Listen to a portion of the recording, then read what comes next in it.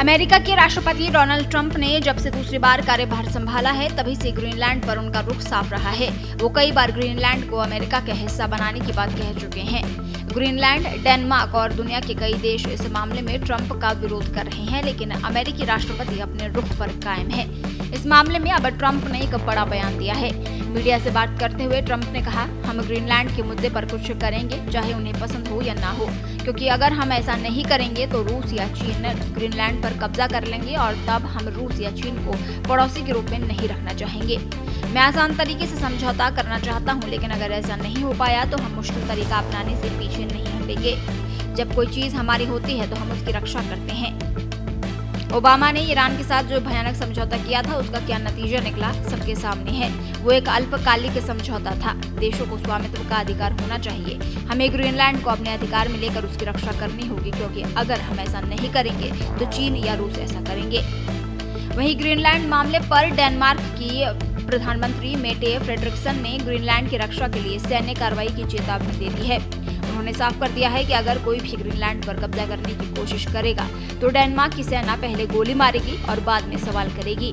Frederiksen ने यह भी कहा कि ग्रीनलैंड पर कब्जे का किसी भी तरह का सैन्य प्रयास नाटो के अंत का संकेत होगा। गौरतलब है कि अमेरिका के साथ ही डेनमार्क भी नाटो का सदस्य है। ट्रंप के ग्रीनलैंड पर कब्जा जमाने की बयानबाजी के बाद अमेरिका और डेनमार्क में तनाव की स्थिति हो गई है। अमेरिकी धमकियों के बाद डेनमार्क ने ग्रीनलैंड की रक्षा के लिए मुकाबले की तैयारी शुरू कर दी है। डेनमार्क के सांसद और डिफेंस कमेटी के चेयरपर्सन रास्मस जारलोब ने कहा कि अगर अमेरिका ग्रीनलैंड पर हमला करता है तो डेनमार्क को अपना बचाव करना होगा। जारलोब ने हालांकि स्वीकार किया कि डेनमार्क की सेना के लिए अमेरिका को रोकना मुश्किल होगा, लेकिन डेनमार्क हमले का जवाब देगा।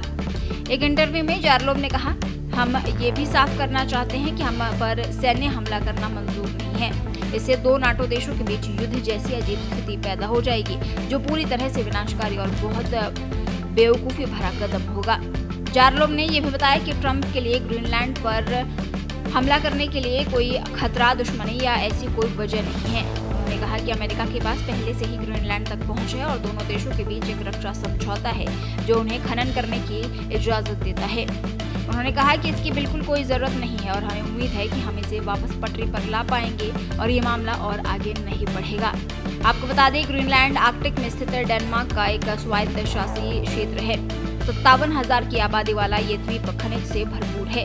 राष्ट्रपति डोनाल्ड ट्रंप इसे अमेरिका की राष्ट्रीय सुरक्षा के लिए जरूरी बताते हैं। बीते साल की शुरुआत में दोबारा कार्यकाल संभालने के बाद वे ग्रीनलैंड को लेकर मांग उठाते रहे हैं। उन्होंने ग्रीनलैंड को खरीदने की बात कही, जिसे डेनमार्क और ग्रीनलैंड ने खारिज कर दिया। हाल ही में वेनेजुएला पर हमले के बाद ट्रंप और उनके प्रशासन ने इसे लेकर बयानबाजी तेज कर दी और सैन्य इस्तेमाल की बात भी होने लगी है। जारलोब ने कहा कि ग्रीनलैंड बिक्री के लिए नहीं है और ये देश के लिए कीमत का मामला नहीं है। हम 57,000 डेनिश नागरिकों को अमेरिकी बनने के लिए बेच नहीं सकते। उन्होंने ये बहुत साफ कर दिया है। इस बीच डेनमार्क की प्रधानमंत्री मेटे फ्रेडरिक्सन ने चेतावनी दी है कि ग्रीनलैंड पर अमेरिका हमला नाटो के अंत का कारण बन सकता है। देश दुनिया की ताजा खबरें और वीडियोस के लिए अभी डाउनलोड करें पत्रिका ऐप।